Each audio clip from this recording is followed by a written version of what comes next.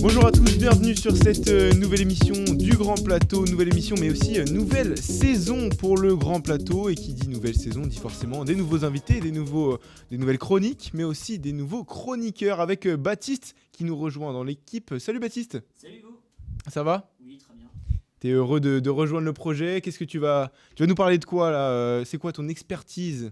Ce soir, d'Arkea. Ouais. Et plus généralement, plutôt la route de mon côté, plutôt fan de la route. Ok, super. Et on a toujours les deux loustiques de l'autre côté avec Charles et Maxence. Comment ça va les gars ? Bon, ça va très bien, Hugo. Très bien, heureux de vous retrouver et bienvenue à Baptiste. Ouais, super. Et exactement, et comme tu le disais Baptiste, on va parler de Arkea aujourd'hui. Arkea, on a appris il y a environ une semaine que c'était fini. Arkea met la clé sous la porte. Malheureusement, Emmanuel Hubert a dit stop. Malheureusement, c'est une triste nouvelle pour le peloton professionnel, mais fallait s'en douter avec notamment les départs qui s'enchaînaient. Charles. Oui, c'est sûr, c'était une équipe qui a souvent changé de sponsor. C'était pas un sponsor stable comme les gros sponsors Cofidis, Decathlon. Ça, souvent, tous les 2 ans, ça changeait. Donc, on pouvait s'y attendre malgré leurs bons résultats de l'année. On va le voir, bien sûr. On va retracer un petit peu toute l'histoire de Arkea depuis ses débuts. Ça a commencé en 2005. N'empêche, ça avait 20 ans d'histoire. C'est une équipe qui était arrivée dans le World Tour assez tard. Mais n'empêche que Arkea, c'était une équipe reconnue dans le peloton, Baptiste. Tout à fait. C'est une équipe en effet une très riche histoire parce qu'elle a porté fièrement les couleurs de la Bretagne depuis 2005 dans le peloton professionnel. Elle a donc été créée il y a tout juste 20 ans par l'industriel breton Jean Floch, donc dans le prolongement d'une équipe amateur qu'il a créée en 1994. Elle a démarré donc avec le statut de continental et peu à peu elle va devenir une vraie vitrine de visibilité pour le territoire breton, comme le montre en 2007 l'arrivée du sponsor Armorlux, une entreprise bretonne de vêtements de mer qui s'intègre donc au nom de l'équipe. Une équipe pour qui, comme tu le disais Hugo, le changement de sponsor va très vite devenir une habitude, car elle opère 2 ans plus tard un nouveau changement en devenant donc Bretagne Schuller avec l'arrivée du constructeur automobile du même nom au sein de l'équipe. Schuller qui s'en va en 2013, ce qui entraîne l'arrivée d'un nouveau sponsor également. L'équipe devient Bretagne Séché Environnement. Mais le gros tournant, il arrive finalement en 2016 avec le retrait de la région Bretagne du nom de l'équipe pour la première fois depuis sa création, avec donc 2 nouveaux sponsors qui arrivent, la banque Fortuneo tout d'abord, ainsi que le groupe Vital Concept. Et ce nom, en réalité, elle ne le gardera que 6 mois, car en 2017, Vital Concept décide déjà de partir pour voler de ses propres ailes et créer une équipe. Et donc c'est le constructeur automobile Oscaro qui l'a rejoint pour la fin de la saison, avant que le groupe Samsic n'arrive sur la suivante. En 2018, elle aborde donc la saison avec le nom définitif, cette fois, de Fortuneo Samsic, avant que la saison suivante, le gros sponsor, évidemment, qui aujourd'hui fait la réputation de l'équipe aussi, arrive. Arkea se lance dans l'aventure.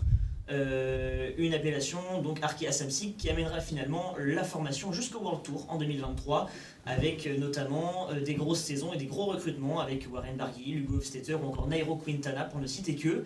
Et donc après une saison au niveau World Tour, Samsic décide de quitter l'aventure. C'est un sponsor bien connu du peloton qui reprend la place, le groupe BNB Hotel qui arrive et qui reprend donc la place de Samsic. Mais malheureusement, alors que les 2 sponsors avaient annoncé leur départ au terme de la saison, le directeur général Emmanuel Hubert n'est pas parvenu à trouver de nouveaux sponsors pour l'équipe bretonne, qui n'a donc évidemment pas déposé de licence auprès de l'UCI pour la saison 2026. C'est pourquoi il a annoncé à ses employés mercredi dernier que la structure allait disparaître, emportant donc non seulement l'équipe pour le Tour, mais aussi la Pro Team féminine et la Continentale. Une nouvelle qui fait vraiment mal à la Bretagne, mais aussi au monde du cyclisme en général, qui avait adopté le caractère très familial de cette équipe.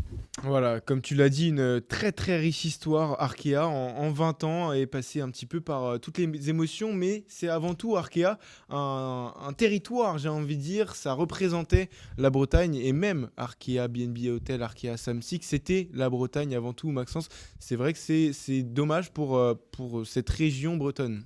C'est sûr que quand on parle cyclisme en France, on pense rapidement quand même à la Bretagne. C'est quand même une sacrée terre de cyclisme. Quand on voit Tour de Bretagne, ils sont toujours fiers de leur culture du vélo là-bas, et une équipe symbole comme ça, c'est vrai que c'est triste pour eux. Après, c'est comme on va dire Total avec la Vendée, quoi. J'imagine que si un jour ça vient à disparaître, ce sera triste pour le cyclisme vendéen et plus particulièrement des Pays de la Loire, quoi. Quand tu as une équipe aussi ancrée dans un territoire, c'est tout le temps triste quand ça disparaît, quoi. Et Arkea qui a vécu des moments forts, Maxence, notamment, est-ce que tu peux nous en citer un, s'il te plaît? Un seul? Ah non, 5, 6, on va dire. J'en ai pris 5. J'en ai pris 5 je me suis dit au début, construction de l'équipe, c'est pas le truc qui sort le plus du lot. Donc je suis parti de la première participation au Tour de France. D'ailleurs, est-ce que vous savez quand est-ce que c'est la première année où c'était même pas Arkea, c'était Bretagne Séché, participe au Tour de France pour la première fois? Moi, je vais pas répondre parce que j'ai vu sur ta fiche. Tu le sais? Mais oui, je le sais, parce que j'ai bossé mon sujet aussi. Merci Maxence. 2014, c'est pas hyper drôle. Et un premier tour un peu discret, on va dire. Donc j'ai noté que Brice Feuillu, quand même, 16e du classement général. C'est déjà bien, il arrivait. Voilà, c'est un résultat après tout. Non, mais dans c'est quand même symbolique. Un top 20, c'est pas mal. C'est quand même quelque chose. Guillaume Martin, quoi. Comment? Guillaume Martin, tu me dis? Ouais. Non, il a quand même fait mieux, j'espère pour lui. Sinon, à noter 3 top 10 quand même sur les 21 étapes avec un meilleur résultat. C'était une 6e place lors de la 6e étape sur un sprint massif. Mieux que Cofidis. Le but, c'est d'aller en terre Cofidis. Excuse-moi, je te laisse. La deuxième, là où Arkea a vraiment pris les manettes pas les manettes du cyclisme français, mais qui a vraiment marqué le cyclisme français. Barguil, champion de France 2019 à la FOSIR, quand même pour moi c'est symbolique quand même pour une équipe d'avoir un champion de France. Là où on commençait à s'endormir sur les démarres, là où Groupama faisait que gagner, enfin Groupama FDJ plutôt à l'époque, là enfin une Barguil champion de France. Franchement c'était cool quand même d'avoir je trouve qu'il a pas forcément flambé avec ce maillot, mais ça lui allait bien ce maillot bleu blanc rouge. Vous en pensez quoi, vous? Ouais, même la course des championnats de France, c'était une belle course décantée comparé aux éditions où Groupama faisait FDJ, du coup, faisait des rouleaux compresseurs. Où t'avais la moitié du peloton en file indienne, c'était des FDJ, et puis ils emmenaient tout au sprint, quoi. Comme maintenant en montagne, quoi. Il s'en sort bien, on va dire. Mais champion de France, c'est quand même remarquable. Puis c'était près de chez nous. C'est ça. Ça a une petite valeur quand même. La fierté locale. La Vendée, encore une fois. Exactement, toujours. Non, c'est Loire-Atlantique quand même. C'est juste. Et troisième gros point, les premières grosses recrues, on va dire. 2020, Nairo Quintana quand même qui rejoint l'équipe. Grandiose quand même. Le mec qui rivalise avec Froome sur des grands tours, enfin sur le Tour de France. Et le mec qui signe dans une équipe comme ça, comme Arkea, c'est quand même grandiose. Arkea, donc juste avant qu'il quitte Movistar, il faisait quand même 2e de Paris-Nice et il gagne la 18e étape du Tour de France. Donc c'est quand même quelque chose. Il arrive à Arkea, un peu plus discret. Il gagne quand même le Tour des Alpes-Maritimes et du Var et le Tour de la Provence pour sa première saison. Donc c'est des petites courses un peu moindres, mais quand même, il rapporte des points UCI à l'équipe qu'on a grandement besoin quand même. Et deuxième grosse recrue entre gros guillemets quand on passe après Quintana, j'ai noté Arnaud Démare quand même. Il quitte FDJ en 2022 après avoir le maillot cyclamen sur le Giro et 3 victoires d'étape. Et puis il rejoint Arkea, et c'est pareil que Quintana, il gagne le Tour de Vendée, il gagne Paris-Bourges, mais voilà, c'est toujours des points et dans une équipe qui en avait besoin à ce moment-là, c'est très important quand même. Et c'est aussi beaucoup de visibilité, c'est des gros noms du peloton. C'est ça. Du coup, quand tu dis Quintana démarre, même les internationaux connaissent. Et puis ça commence à montrer que tu as un budget et que l'équipe est bien structurée, quoi. Tu commences à peser. On le voit maintenant. Oui, les petites courses, c'est aussi des points UCI qui leur permettent au final de monter en Grand Tour en 2023. Donc ça reste important quand même pour l'équipe. Pour vous, c'est des transferts intelligents de leur part d'avoir. Est-ce qu'ils n'ont pas peut-être. Après, j'ai pas du tout les chiffres. Le coup. Oui, c'est sûr. Mais est-ce que. Neymar ne s'entendait plus bien avec Godu dans l'équipe. C'est vrai. C'était des Quintana, coups à tenter. chez Movistar. Exactement. Donc c'était une bonne chose pour eux. Après, oui, ils étaient en fin de cycle, mais c'est quand même des.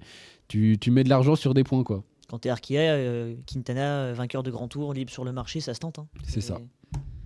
Bon, ensuite, quatrième point. Je pense on était tous devant notre télé ce jour-là. Évidemment. Victoire sur le Tour de France. Évidemment. Merci Kevin. Ce Tour de France, quand même, 2024, magique. On a Bardet qui gagne la première étape. Vauclin la deuxième, je me suis dit, mais les Français, ils vont tout gagner cette année. L'année d'avant, on avait juste Victor Lafay qui gagne une petite étape en faisant le coup du kilomètre. Petite étape. Oui, non, mais Magnifique scénario. là, tu commences le tour sur 2 victoires françaises. Oui. Merci Kevin Vauclin. Donc bah là, waouh, dans la côte de San Luca, il a fait une sacrée différence. Donc pour une arrivée à Bologne, c'était cool. Et puis bah là, mon dernier point, franchement, je voulais mettre un point, mais en fait, c'est toute la saison 2025 de Kevin Vauclin.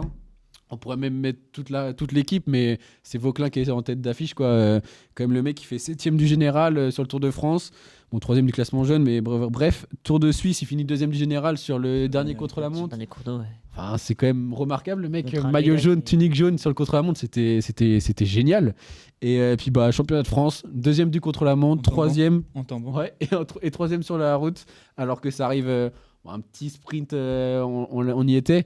Petit sprint, mais bah, c'est pas le mec qui a le plus de vitesse, mais il était bien placé et puis il a fait ce qu'il fallait, quoi. Donc, waouh, la saison 2025, c'est un truc de malade. Ouais, et sur le Tour de Suisse, on pouvait s'y attendre parce que Oui. les courses d'une semaine, encore, c'est encore dans ce domaine, mais sur le Tour de France, il était vraiment épatant. Et Il a été poussé aussi par la ferveur des Bah oui. Français.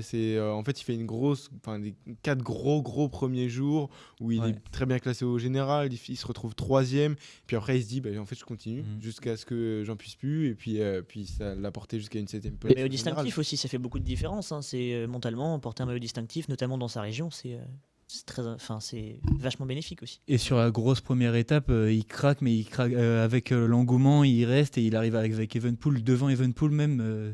C'est incroyable, un coureur comme ça qui a jamais joué de classement généraux. Incroyable. Bah, et puis, il l'a expliqué après ces courses-là. Je sais pas si vous vous rappelez l'avant-dernière étape où il essaie de grappiller du temps sur un petit sprint là, sur le deuxième, et où en fait il lance de beaucoup trop loin et puis il se fait griller au final sur la ligne. Il a dit c'est une course qui va lui servir pour le futur. Là, tu vois, pour le championnat de France, il a pas fait l'imbécile à partir de trop loin. Il est battu par plus fort que lui, mais il a lancé son sprint au bon moment, ce qui lui permet de décrocher une 3ème place. Tout à fait. Alors que on l'a bien vu, malgré l'effectif qu'ils avaient, il va chercher une 3ème place un peu tout seul quand même, parce que au moment où on s'est accéléré, il y avait plus de maillot rouge dans le peloton. Ouais, il y avait des On grosses parle pas des formations. Cofidis, on parle juste des Arkea. Non, mais c'est vrai que la saison 2025 de Kevin Vauclin est assez remarquable parce que il n'était pas non plus entouré des meilleurs coureurs sur chaque course. Souvent, c'était à lui de se débrouiller seul, même si Ewan Kostiouf a fait un Très bonne saison aussi. un Tour de France Très remarquable bonne pour épauler Kevin Vauclin. Mais est-ce que aussi cette saison 2025, sans gros résultats majeurs, n'a pas aidé ce qui arrive aujourd'hui, c'est-à-dire la fin de Arkea BNB Hotel, Baptiste?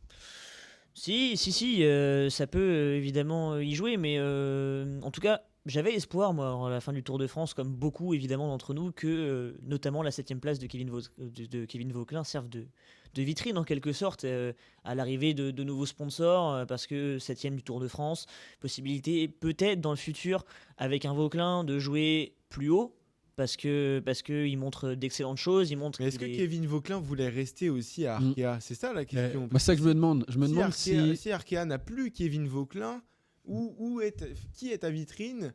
Où est-ce que tu mets l'argent, j'ai envie de dire? Sur qui tu mets l'argent? Ça peut dépendre, parce qu'en soi, on peut très bien dire à Vauclin, on construit un projet autour de toi, on recrute une équipe très compétente, on essaie vraiment de chercher des gros sponsors, ou l'arrivée peut-être de 3 ou 4 sponsors qui cohabitent en quelque sorte pour lever un maximum de fonds, essayer de récupérer des coureurs. Bon après, je vais comparer avec la future Decathlon CMA-CGM, mais même si CMA-CGM c'est évidemment une fortune immense, mais en quelque sorte d'aller récupérer un gros sponsor, faire un petit peu le ménage en soi dans l'équipe, récupérer vraiment des coureurs de grosse qualité, des gros équipiers, et essayer vraiment de jouer quelque chose autour de Kevin Vauclin, parce qu'on a vu qu'il avait vraiment de grandes capacités, même si pour l'instant c'est encore un petit peu plus frais en montagne, mais ça va venir. Là je fais que pour le moment il va prendre de l'assurance, mais je pense qu'il y avait moyen de jouer quelque chose avec Kevin Vauclin, et ça pouvait devenir une vitrine pour l'équipe. Ouais. Maxence, t'en penses quoi toi de ça? Est-ce que Kevin Vauclin était fait pour rester à Arkea? Bah moi je me pose la question en fait, parce que est-ce que le mec il a pas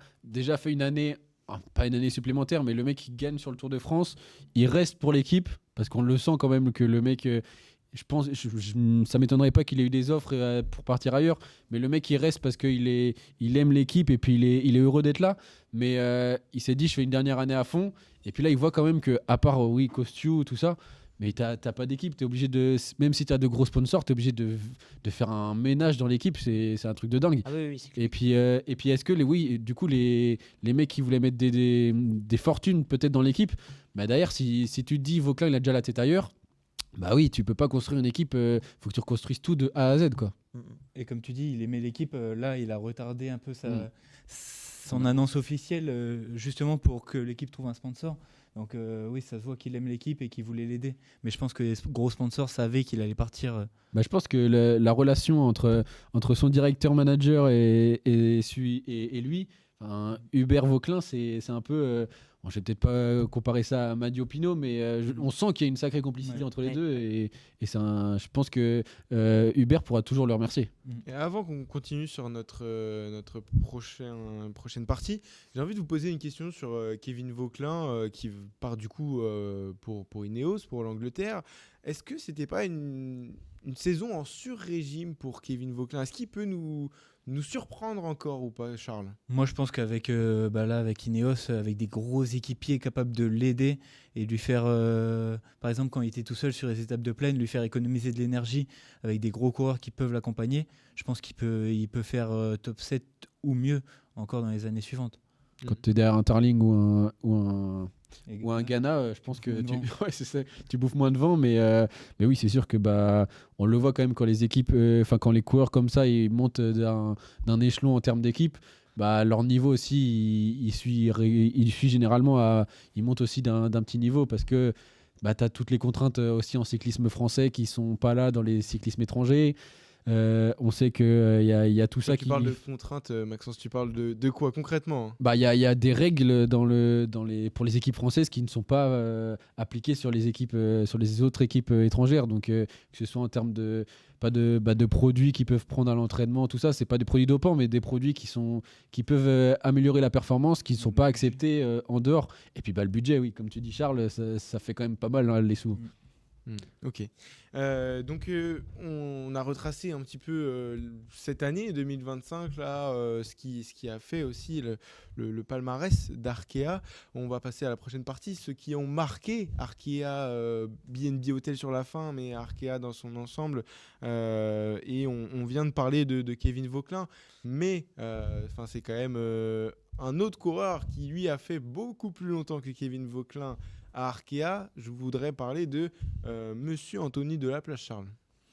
Alors oui, Anthony Delaplace, c'est celui qui est resté le plus longtemps chez Arkea, 12 ans. Il est là depuis 2014, si je ne me trompe pas. Il a rejoint l'équipe en 2013, qui était nommé cette année-là Bretagne Séché Environnement. Il a fait 6 Tours de France avec Arkea, 9 au total. Donc c'est vraiment le coureur emblématique d'Arkea, pas par les résultats, parce qu'il y a eu des plus gros coureurs, mais par l'engagement et le fait qu'il soit resté aussi longtemps. Capitaine de route, quoi. Ouais, voilà. Il a fait quand même des beaux résultats. Je parlais qu'il n'a pas eu des gros résultats, mais il a fait 3e de la Classique Loire-Atlantique, 2e de Paris-Camembert. Il a gagné le général de Paris-Camembert, le Tour de Normandie avec une étape. Donc c'est quand même un gros coureur. Il y a quand même des points de récolter, mais après, c'est pas non plus.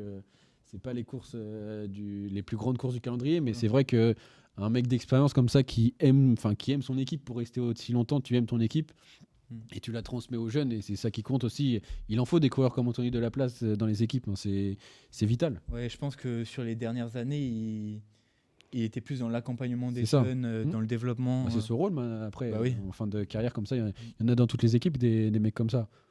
Outre mesure, ça me rappelle un Thibaut Pinot qui a fait un peu la même chose chez FDJ, formé chez FDJ, qui est resté toute sa carrière. Avec un peu plus de résultats. Avec oui. un peu plus de résultats tout de même. Mais c'est comme On un est Geraint d'accord. Thomas là depuis 2-3 ans. Je pense que maintenant Oui. qu'il a plus de résultats, il est là pour épauler les jeunes, pour les aider, hein. Il est là plus en rôle d'équipier. En plus d'être un rôle d'équipier sur la route, il est en dehors du vélo. C'est un modèle, je pense, pour eux. Même pour revenir à Arkea, Arnaud démarre sur cette saison. Bah, je pense. Sur le Tour de France, comment il accompagne Vauclin, il était vraiment dédié à Vauclin. Donc, Toute l'équipe était ouais. dédiée à Vauclin. C'est ça qui était, Ils se c'est sont ça qui était vraiment beau. mis à son service, quoi. C'était vraiment beaucoup d'esprit d'équipe. Donc, C'est là où aussi l'amour des Français s'est accroché à cette équipe, quoi. C'était beau. On est un vrai esprit familial. On a commencé à en parler lors de notre première partie. Tu as commencé à en parler, Baptiste, mais tu vas nous en reparler. C'est Warren Barguil aussi qui est un des coureurs emblématiques Bien sûr, de cette équipe Arkea. Warren Barguil, qui est évidemment la recrue star du mercato de Fortino Samsic en 2018. Il venait de passer 7 ans chez le team Sunweb, maillot à pois en titre du Tour de France. Également, il est dans la forme de sa vie, donc avec le maillot à pois, le titre de super combatif, le top 10 du classement général. Il était vraiment au top de sa forme. Des débuts timides pour lui, tout de même, au sein de cette équipe qui finalement représente son territoire, tout simplement parce que... des débuts timides sur le début de saison, mais il offre tout de même de la visibilité à son équipe, notamment sur le Tour de France, où il fait quand même deuxième du maillot à pois avec 91 points derrière Julien Alaphilippe, et où il s'offre également une 3e place au Grand Prix de Wallonie. Mais tu fais bien de le dire, comme quoi il est breton lui d'origine, mais je pense que ça aussi ça a dû jouer. Les mecs les Bretons, ils ont envie aussi de porter le maillot de leur équipe. C'est là aussi ça, comme on parle de Vauquelin, même s'il n'est pas forcément breton, les mecs ils ont envie de courir avec leur équipe et c'est ça ça a dû peser aussi dans la balance, je pense. Tout à fait. Je pense clairement que ça a pu influer son choix, de quitter en plus un team Sunweb dans lequel il était je le voyais aller loin, moi. Très implanté. Il fait quand même maillot à pois, on voit qu'il est, il a vraiment un rôle important dans cette équipe, mais voilà, il décide de ne pas renouveler son contrat pour retrouver sa Bretagne natale. C'est vrai que c'est un choix fort. Un choix fort, tout à fait. Et ça, il le confirmera, notamment en 2019, l'équipe devenue Arkea Samsic. Il connaît un début de saison très compliqué, avec 2 grosses chutes sur Paris-Nice et le Tour de Catalogne. Mais voilà, on en a parlé tout à l'heure, il devient champion de France à la Foissière en battant au sprint Julien Simon et Damien Touzé, les 2 Cofidis, après une course de 245 km très débridée. C'est la première fois que le maillot tricolore revient dans l'équipe 10 ans après la victoire de Dimitri Champion en 2009. Et il boucle également le Tour de France dans le top 10 du classement général, avec donc le meilleur classement général de sa carrière sur la grande boucle et le meilleur de l'histoire de son équipe aussi, jusqu'à Kevin Vauquelin l'année dernière dont tu nous as parlé. L'année 2020 pour lui et pour tout le monde a été particulière, évidemment, par la crise du Covid, mais aussi pour lui personnellement par l'arrivée au sein du team Arkea de Nairo Quintana, parce que évidemment il était le leader incontestable, et avec l'arrivée du Colombien, eh bien, on a un rôle qui change aussi. Il devient coéquipier de luxe pour l'ancien de la Movistar. Est-ce que tu penses que ça a pu le déranger, lui personnellement, parce que c'est vrai qu'il vient de faire le meilleur classement de sa carrière, le meilleur classement de l'équipe, et qu'on lui mette quelqu'un devant lui, est-ce que ça a pu le déranger? Finalement, peut-être que ça, comme tout grand sportif d'ailleurs, ça a peut-être pu influer sur son mental, mais Warren Barguil, on l'a toujours vu très combatif, on l'a toujours vu très fort mentalement.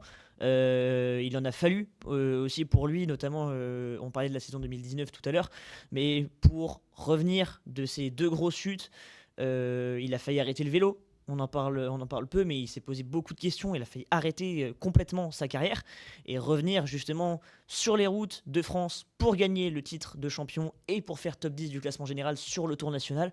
C'est quand même une sacrée prouesse après vraiment 6 premiers mois très très compliqués pour lui.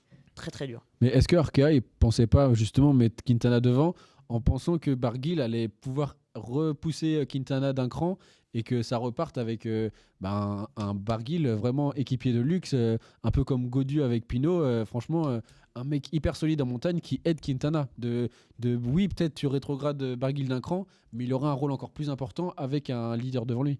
Moi je le voyais plus comme ça. Après, ça peut booster aussi des carrières, d'être coéquipier de luxe et puis d'aller chasser des étapes. Et derrière, tu reprends le flambeau une fois que Quintana arrête, quoi. Tu as l'expérience, tu as tout, tu repars. Ça n'a pas marché. Ah bah non. Spoiler. Spoiler, ça n'a pas marché. Quintana a été en effet très discret, et c'est même justement Warren Barguil en tant qu'équipier de luxe qui va faire les meilleurs résultats de son équipe une nouvelle fois cette saison en 2020, en reprenant donc cette saison très particulière, en s'offrant tout de même une 9e place du classement général du Critérium du Dauphiné, une 14e place du Tour de France en septembre, devant son leader au classement général final, et en plus d'une grosse fin de saison sur les classiques, avec une 4e place sur la Flèche Wallonne et une 5e place sur la Flèche Brabançonne, sans parler évidemment de sa 9e place sur Liège-Bastogne-Liège ou encore la 5e de Paris-Tours. Et donc ça, il le confirme également en 2021 avec un nouveau gros début de saison sur Paris-Nice, 14e là aussi du classement général, super combatif, une campagne de classique printanière compliquée malheureusement, avant le retour de la 5e place sur la Flèche Wallonne, où il ne termine qu'à 11 secondes de Julien Alaphilippe qui remporte cette édition. Donc là encore un beau résultat, 4e du championnat de France néanmoins, et même s'il abandonne sur le Tour de France, il s'offrira tout de même un classement général à la fin de saison avec la victoire sur le Tour du Limousin face à Franck Bonamour à l'addition des places. En 2022, il axe sa saison sur tout d'abord une préparation en Italie.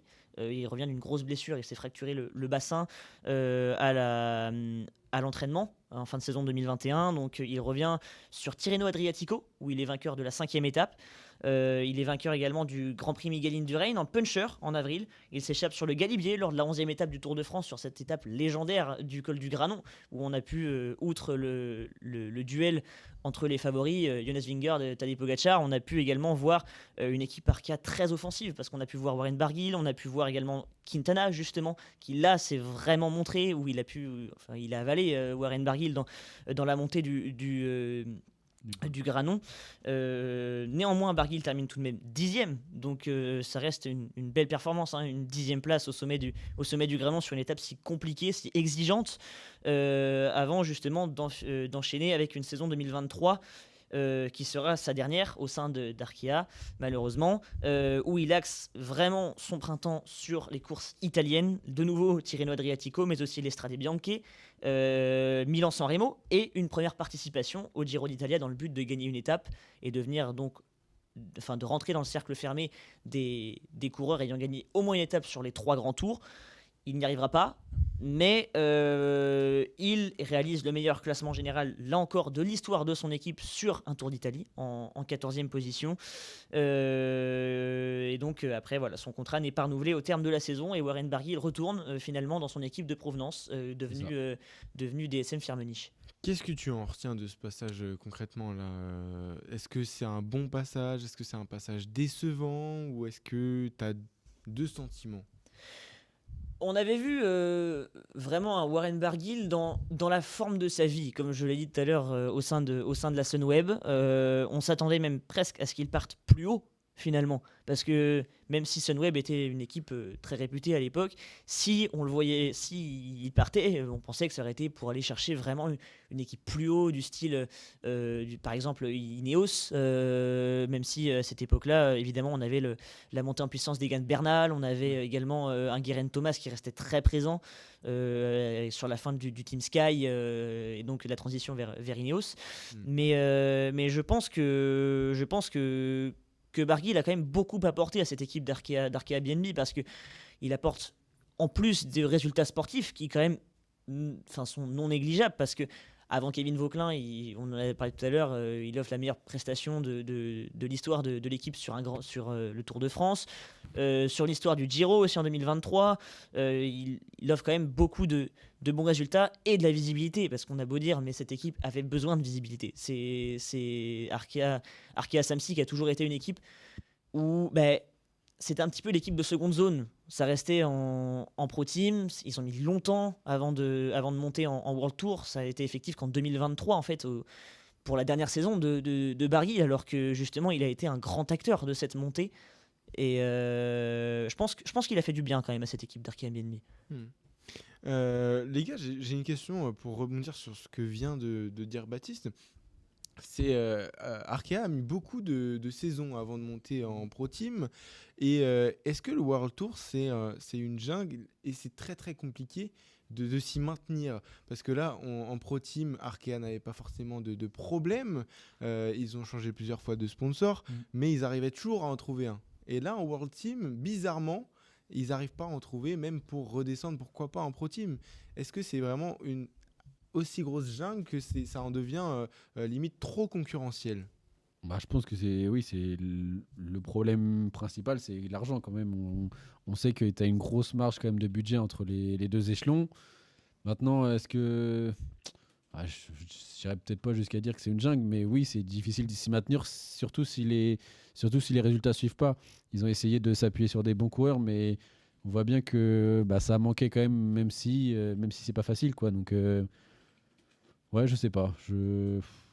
C'est difficile. Non, mais c'est la chasse au point quand tu vois là cette année Astana, Cofidis qui courait vraiment que pour les points. Et Astana, il cherchait même les 2e places, les 3e places, les top 5, top 10 pour exister, pour marquer des points, pour survivre. Mais sans parler de la chasse au point, Arkea n'était pas forcément en danger pour être relayé.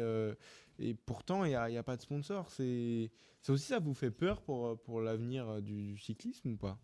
En France, en tout cyclisme cas. français, ouais, surtout. En tout cas. Après, on voit que la grande équipe du moment, la G2R, ça a l'air de bien marcher parce que un sponsor qui est pas prêt de bouger, je pense, vu les sous qu'il y a. Mais c'est vrai que pour C'est les... plus AG2R.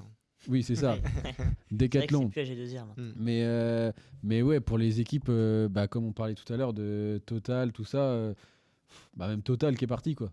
Total va perdre son sponsor. C'est ça. C'est ça qui Et est dramatique. t'as tout, enfin... Même Oui, pour ces équipes-là, c'est triste. en Belgique, la fusion Loto, Oui, Intermarché. Intermarché, c'est quand même des équipes qui ont des gros coureurs qui marquent des points et ils sont obligés de fusionner pour pouvoir survivre. Ouais, c'est devenu business, quoi. Ouais, c'est devenu du business. Il faut arriver à jongler entre business. Faut jongler entre le business et puis les points et puis prendre un peu de plaisir parce que c'est quand même l'essence de ce sport. Super, on fera peut-être une émission là-dessus en creusant un peu plus le sujet, en allant à la rencontre de certaines personnes, pourquoi pas, dans le métier. On va continuer cette émission parce que le temps avance et on va parler des coureurs. Est-ce que tout le monde va survivre à cette fin de Arkea ? Quels sont l'avenir des coureurs ? On a parlé de Kevin Vauquelin à Ineos. Et Wayne Kostiou, par exemple, qui va à Groupama, on l'a appris il n'y a pas si longtemps que ça. Qu'est-ce qu'il en est des coureurs, Charles ? Alors moi, j'ai choisi 5 coureurs qui ont trouvé un contrat, qui n'en ont pas ou qui prennent leur retraite. Donc le premier, c'est Kevin Vauquelin. C'est pas une surprise, il va chez Ineos, on en a déjà parlé. Il est arrivé en 2020 et 2021, il était stagiaire chez Arkea. Après, il est passé chez Arkea en 2022 jusqu'en 2025 cette année. Il a eu des gros résultats. Sur les 2 dernières années, c'est le coureur d'Arkea. L'étape du Tour, comme tu disais, Maxence. Sa saison 2025. Ouais, saison 2025. Le palmarès, il est déjà bien fixé. Même en 2024, deuxième sur la Flèche Wallonne. Là, cette année, redeuxième derrière Pogacar. Ça devient un peu sa petite classique. Ça justifie largement un recrutement sur une grosse équipe. La Flèche Wallonne, je pense que ça va être un de ses gros objectifs. Il fait 2 fois deuxième. Cette année, il y a eu Pogacar. Cette année, il y a eu Pogacar. C'était impossible. Il y avait un scooter devant qui est parti au pied. Ah si. Toi, t'étais déjà comme ça, il fallait que tu produises un effort. Non. Ouais. Ah oui. Mais ouais, du coup, et deuxième du Tour de Suisse, 2 médailles sur les championnats de France. Donc c'est vraiment... Il y a des points. C'était sans surprise qu'il allait retrouver une autre équipe. Après, comme tu disais, Wayne Kostiou, il a annoncé il n'y a pas très longtemps qu'il allait chez FDJ. Avant-hier, au moment où on tourne, qu'il a annoncé que c'était Groupama. Il y avait des rumeurs aussi sur Ineos, chez Ineos où il allait partir avec Vauquelin. Je pensais qu'il allait aller avec Vauquelin et faire le duo, mais francophone. Lui, il est arrivé en 2023 chez Arkea. Ses principaux résultats, c'est 2e de Paris-Camembert en 2023, 6e des championnats de France de contre-la-montre, 17e de Paris-Nice au général. C'est pas mal pour sa première saison. Et 2e du Tour de région Pays de la Loire. Après, il y a eu Arnaud Démare. Là, c'est la retraite, on en a déjà parlé. Arnaud Démare, après une quinzaine d'années dans le peloton professionnel. Il est arrivé en 2023, on l'a déjà dit. Victoire sur le Tour de Vendée, vainqueur de Paris-Bourges, 2 top 10 sur le Tour de France 2024. Donc c'était un peu la recrue. Et puis des maillots de champion de France. Ça c'était sa course, c'était pas chez Arkea, mais non, mais c'est vrai, mais dans sa carrière en général, parce que il se retire. Oui. La carrière de Démare, c'est quand même Monsieur Sprint français depuis qu'on est né, quoi. Ouais.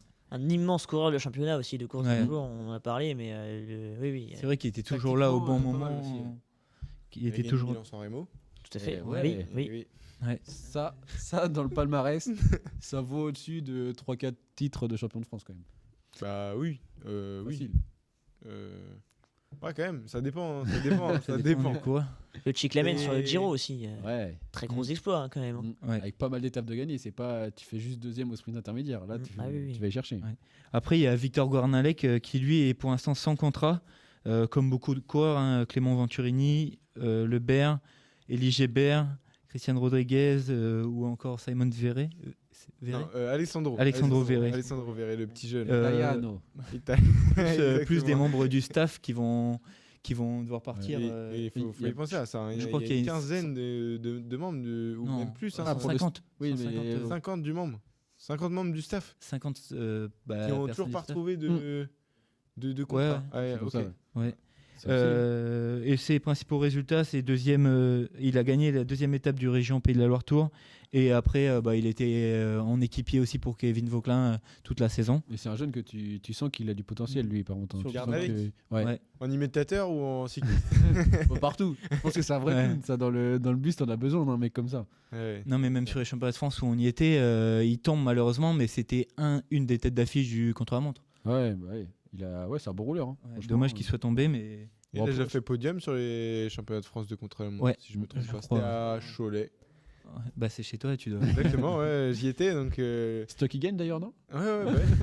Tu m'as pas vu Non, mais pour moi, c'est un coureur qui va trouver ce qu'il faut. Oui. Même s'il redescend d'un échelon, il va quand même trouver. Après, le truc, c'est que oui, il va trouver, mais s'il descend d'un échelon, est-ce que c'est pas lui qui va vouloir arrêter, quoi? Mais Si- comme tu vois, pour moi, il doit trouver une équipe. Quand tu vois que mon prochain coureur, c'est Emmanuel Oukou, il n'a pas eu de gros résultats et il signe chez Q36.5 avec l'équipe de Pitcock et il sera. et il va faire le tour. Lui, je sais pas parce que Non, c'est la l'équipe, saison. c'est vrai. L'équipe, oui.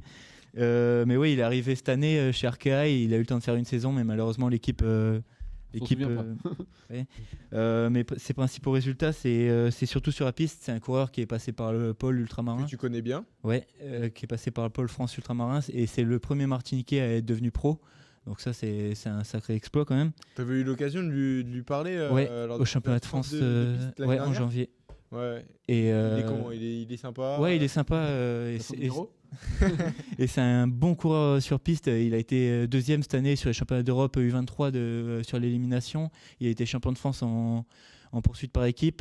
Donc c'est vraiment un coureur que j'aime bien et comme j'aime la piste aussi qui a du potentiel. Et il a fait aussi 9e de Paris-Roubaix Espoir cette année. Puissant. Ouais, il est puissant et pour moi ça va être un coureur de classique et qui va très vite au sprint aussi.